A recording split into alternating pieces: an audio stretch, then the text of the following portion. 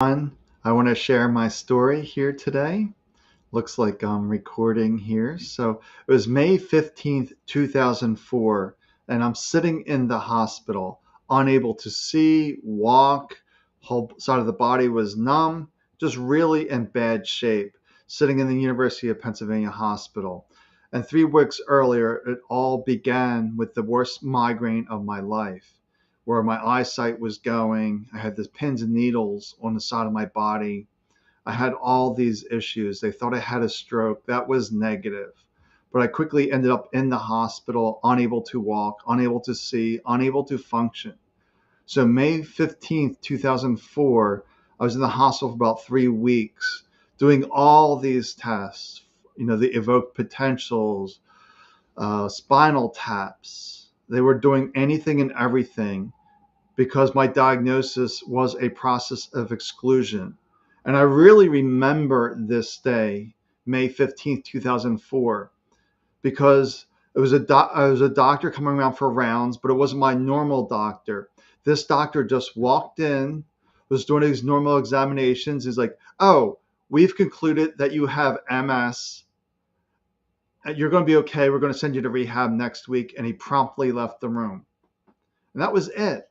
That was devastating news. Like MS, you hear the MS stories and it's terrible, it's terrible. Especially at that time, I couldn't walk, I couldn't see. And most people at that time, would end up in a wheelchair from MS because it hit me really hard, the MS.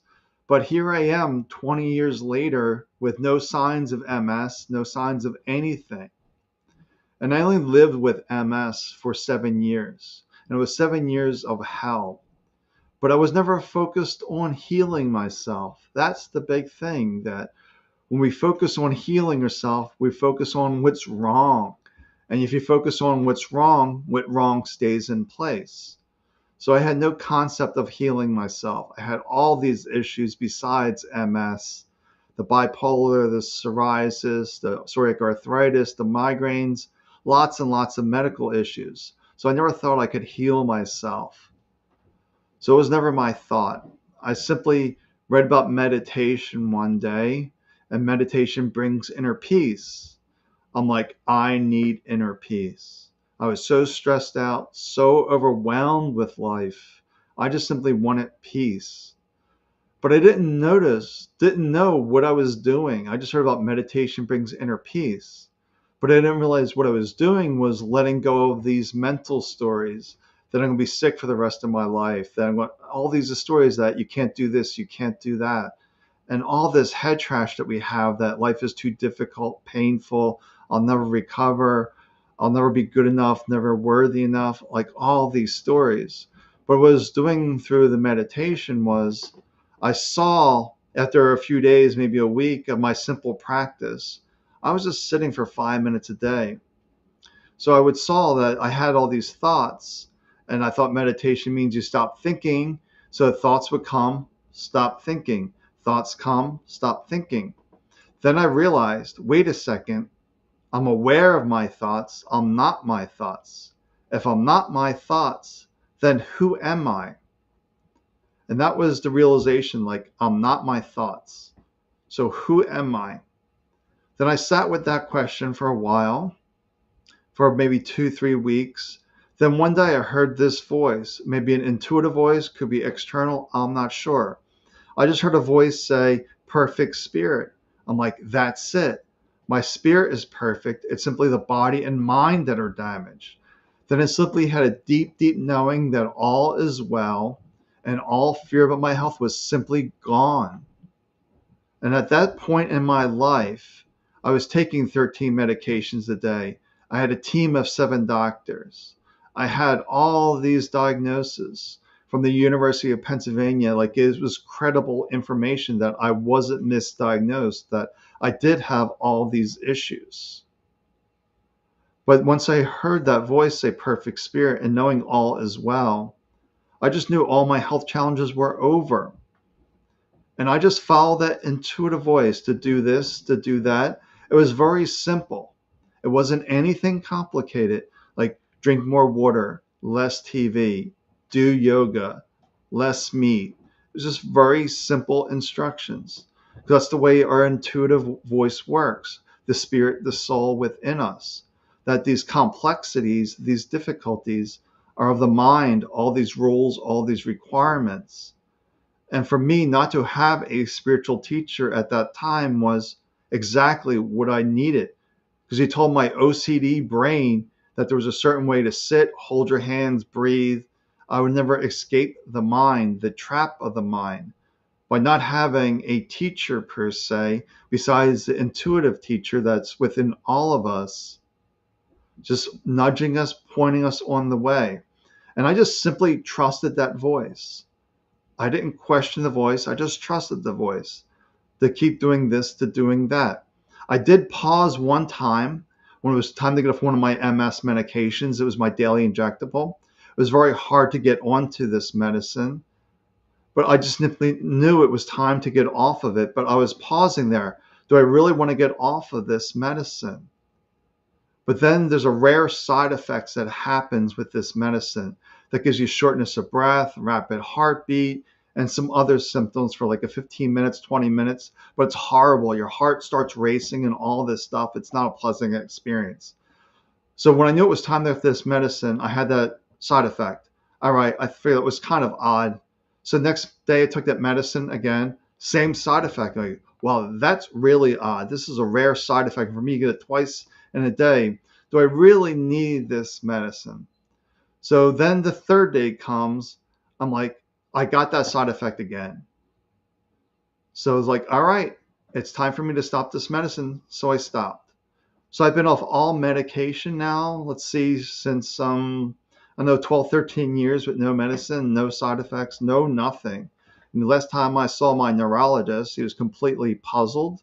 My scans were clean. My blood work was excellent. He did a physical examination. He didn't see anything of significance. That I went from a disabled man to healthy.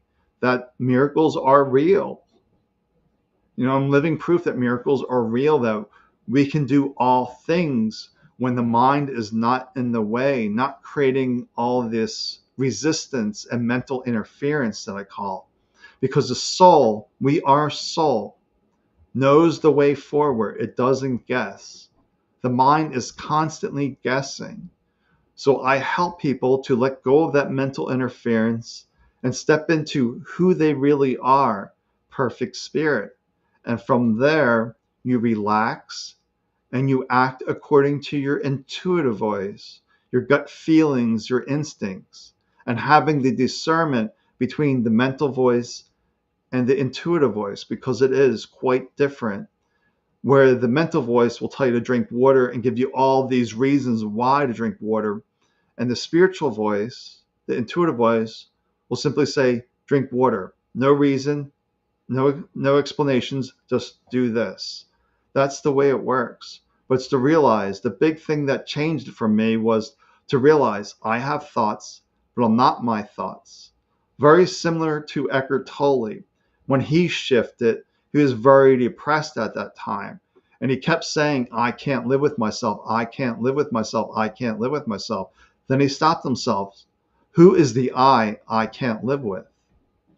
The I is that small self, that mental voice that is creating all these difficulties and complications and has all these stories that don't serve us. We need to let go of all of that and just learn to be here in this moment. It's not too difficult. It's not complex. Just learn to be here. When I was sitting for 5 minutes a day, I was learning to be here. It really wasn't a formal meditation practice. It was more of a mindfulness practice. Mind thinking, where are my feet? Mind thinking, where are my feet? And just constantly coming back to this moment. So I help people today to get rid of this mental interference that's preventing them from living their ideal life. That your soul, your spirit is attracting everything you need toward you, and your mental interference is blocking that abundance. And it's also preventing stuff from leaving you that's not serving you.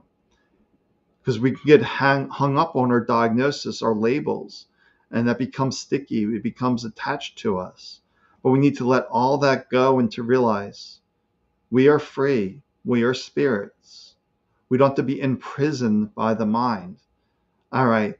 I think that's what I really wanted to share today, was to be free, to let go of all that mental interference and allow those miracles to happen in your life. Miracles are natural. They should be occurring every day, if you will. And the only reason why they're not occurring is because of your thoughts, your beliefs, your opinions. Somehow this experience that you're having, even if it's not preferred, is staying here for you to learn and grow, to evolve. All right. I think I'm going to head off. I'm not seeing any comments or questions. Nothing. All right. It's perfect. So take good care of yourself, honor yourself, take time for you, and develop that relationship to yourself, your true self. Stop falling into the mental traps. To be free, to be here. That is enough. Keep it simple. Bye for now.